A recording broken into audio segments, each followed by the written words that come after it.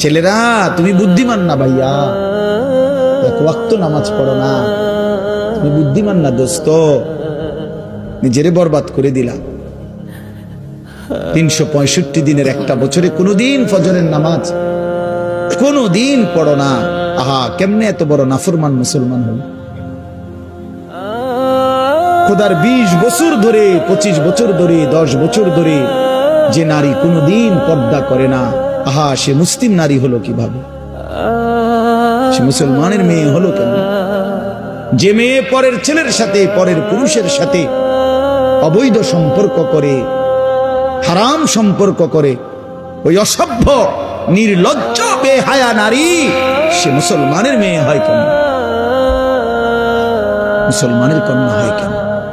এজন্য বেপর্দা নারী মনে রাখবেন, বেহায়া নারী, কোন বেপর্দা নারী নারী না।